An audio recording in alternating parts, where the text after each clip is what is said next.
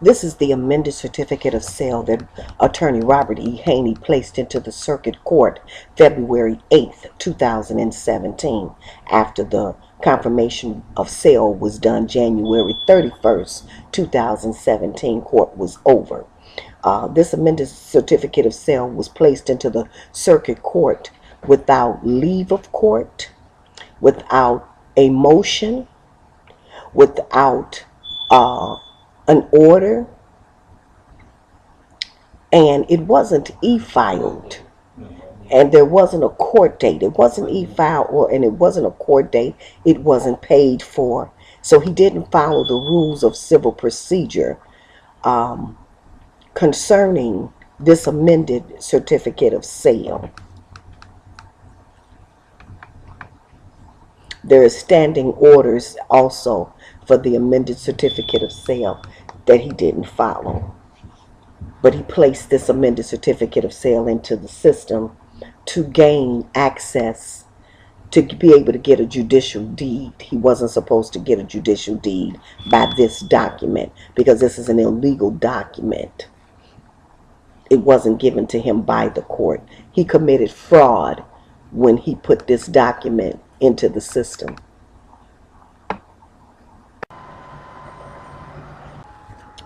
This next document is part of the amended certificate of sale that Wendy Pineda of the Judicial Sales Corporation signed with the legal description that they used, which was not the legal description that the court gave them. It was not the legal description that they asked for 8 years into court. It was not the legal description that they sold at the judicial sales December 21st, 2016. It is not the legal description that they e-filed to be confirmed January 9th, 2017. This is the legal description that belongs to Vesta Henderson, of which they committed fraud when they placed this document into the circuit court, because this is part of the amended certificate that Attorney Robert E. Haney placed into the court in order to receive and gain access to Vesta Henderson's property. All of this was done illegally. And there was Wendy Pineda didn't have a right to file or sign that amended certificate of sale without having a certified copy from the court. This next document is the notice of filing. This notice of filing is what Robert Haney filed, that amended certificate in sale, on February 8th. That's when he filed it into the circuit court, February 8th. But to make it look like he was doing something legal, he put the date down as if he filed it January 31st. You all always need to be aware that whatever date it's stamped is the date that it is filed, not the date that they place on there stating they filed it, but the actual stamped date. And this wasn't e-filed either, and it should have been. But this is how they do. This is what they do.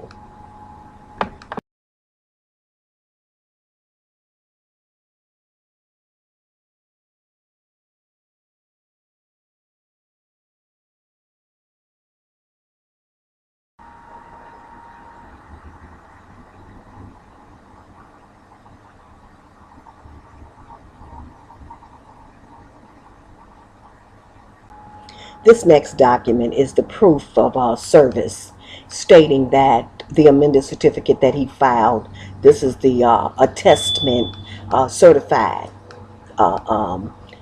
attestment that that's what he filed. And he actually filed it February 9th, February 8th, 2017, of which he has down that he filed it January 31st. This is all in a plot to cover themselves. This is how the attorney for neighborhood housing services and neighborhood lending services had been conducting their procedures all the time, and the judge allowed it. They did many things in the court, took papers out, put papers in, lied, anything that and everything that they needed to do to complete their fraud. They did it within our circuit court.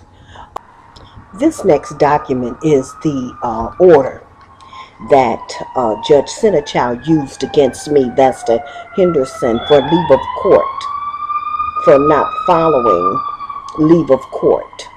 And so he dismissed my motion with prejudice because I didn't file a motion, I didn't file leave of court, and I didn't get permission from the judge. So he dismissed it and said I didn't follow the rules of civil procedure.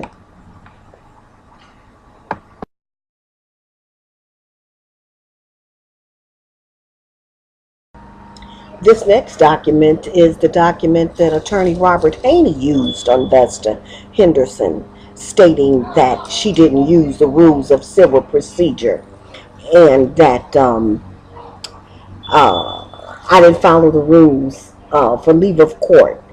And so the judge granted them their motion as well.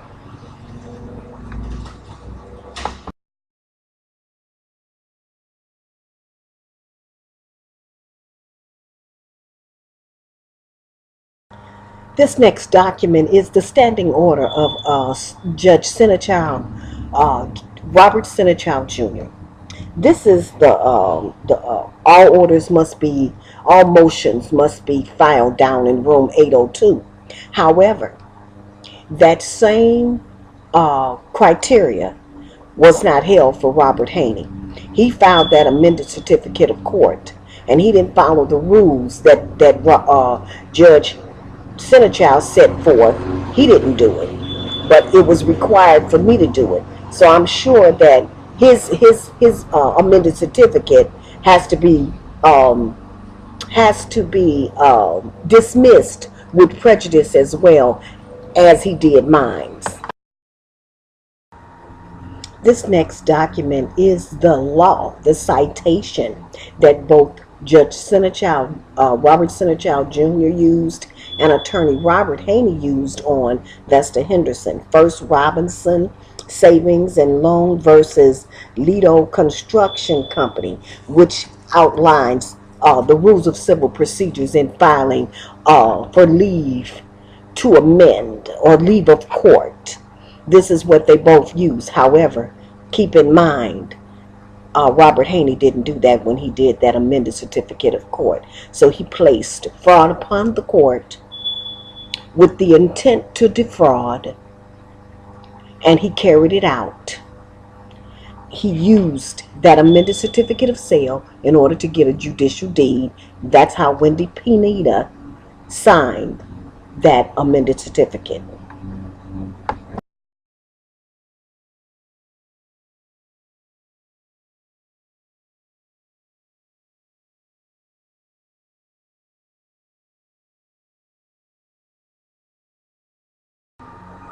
This next document is the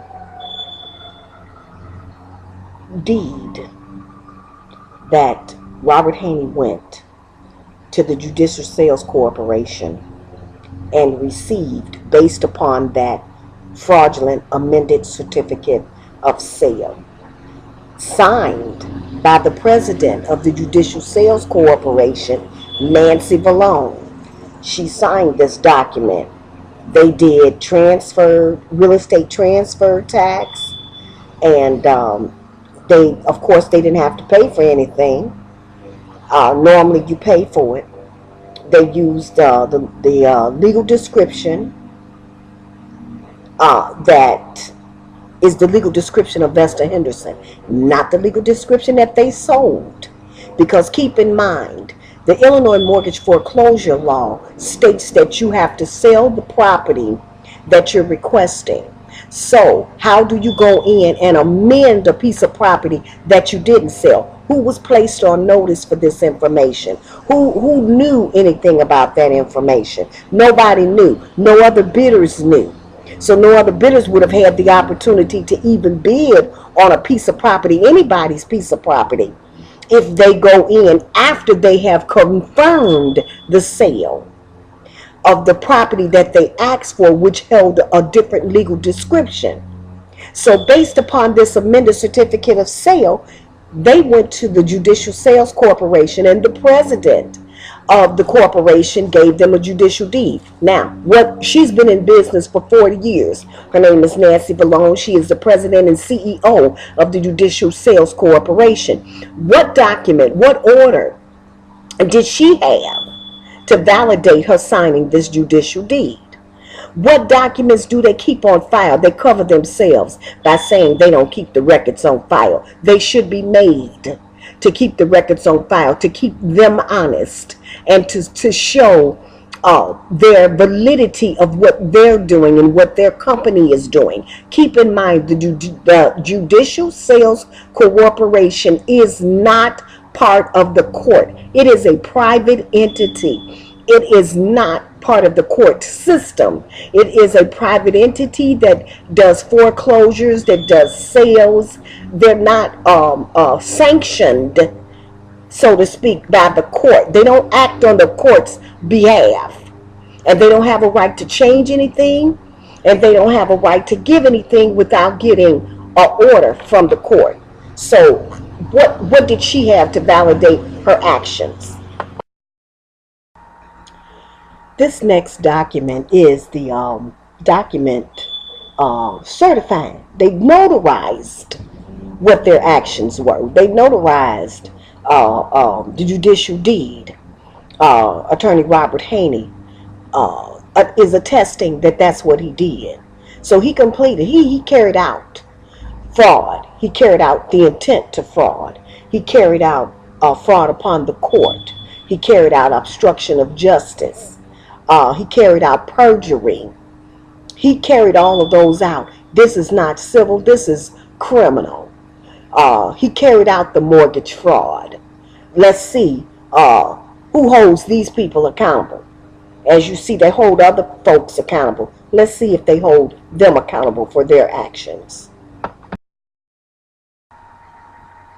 Okay, this is the grantor-grantee affidavit that Attorney Robert E. Haney signed and had notarized.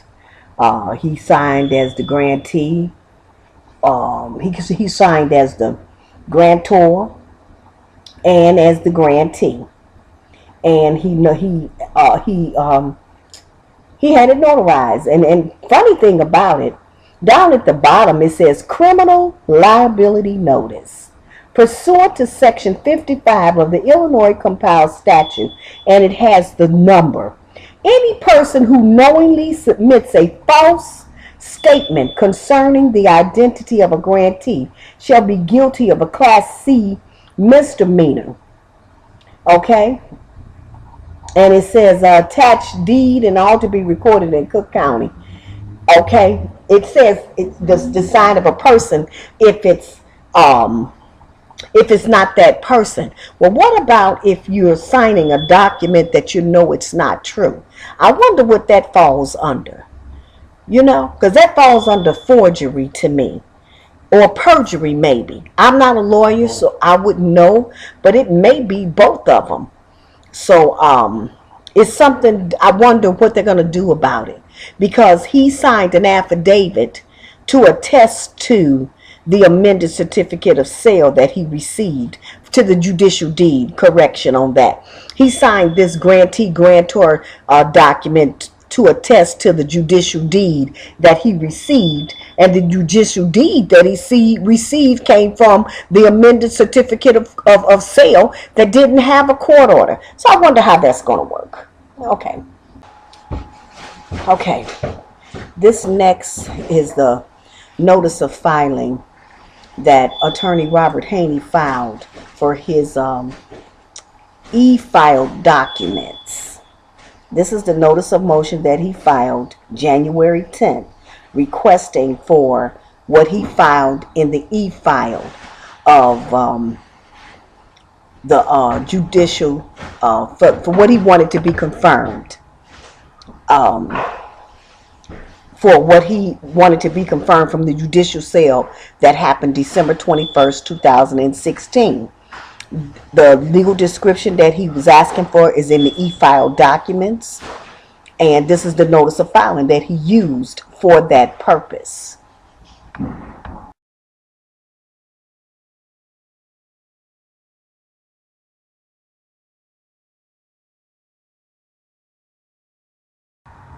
Okay, this next document is the order of possession and distribution, report of sale, and order motion for order approving the report of sale and distribution of the sale and order of possession, signed by Attorney Robert Haney, of the sale that was taking place December 21st, 2016.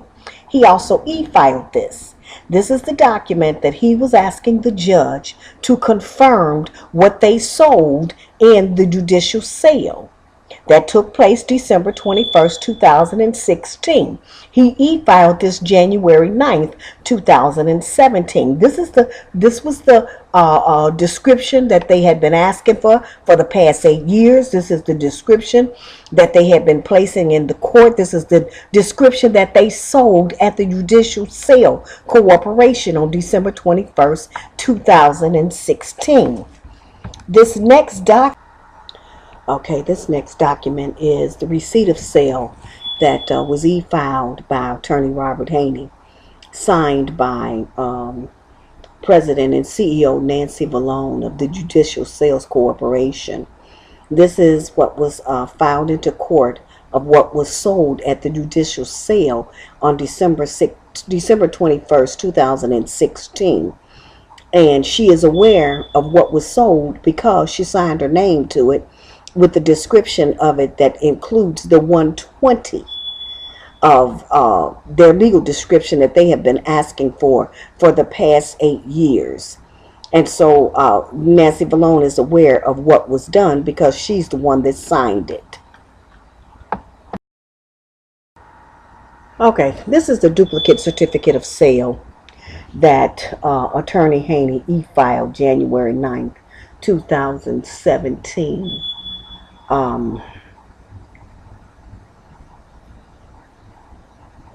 He's aware because he e-filed it. The next document would be the duplicate of sale, certificate of sale that Nancy Vallone signed. This went with the e-filing document. Same situation. It says the 120 on there, so they know, they are aware of what they're asking for, although they try to act like they don't in an attempt to defraud. So it's not like they don't know. You just have to pay attention. This is the publication. And the publication, if you zoom in on it, it was e-filed January 9th, 2017. And it has the exact same legal description as all of the other e-filed documents that Attorney Robert Haney filed in the circuit court, with the description in there, with the significance of the 120. You all keep hearing me talk about the 120 because the 120 represents an entire different piece of property that is not my property. It contains at least 5 extra lots that does not belong to me at all. It is not my property.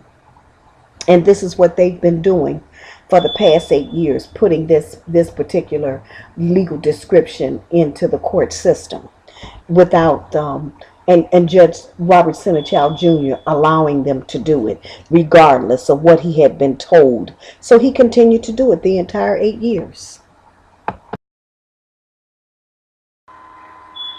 This document is the motion slip that had to be placed in order to request for a motion. This is part of the civil rules of civil procedure. He was asking for the judge to approve what he was filing January 31st.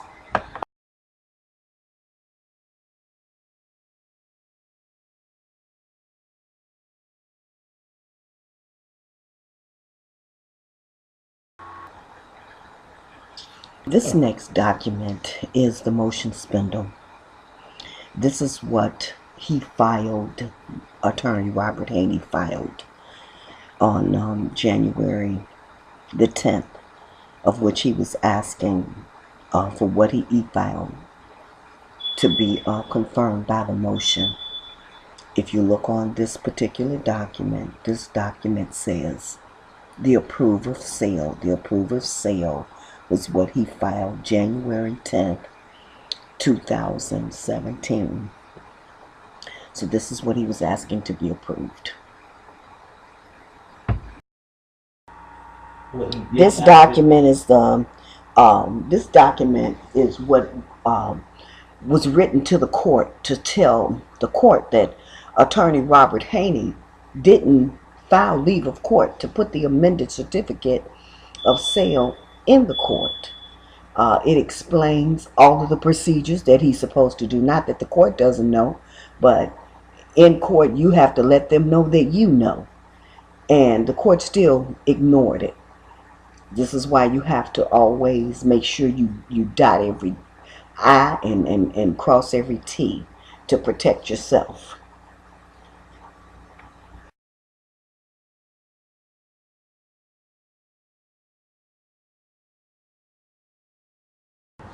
Okay, this particular document that's here is a quitclaim deed that Neighborhood Lending Services gave to Guiseppi Zappani. They changed the legal description, as this is not the legal description that was given in court. This is not the legal description that was sold at the judicial sale.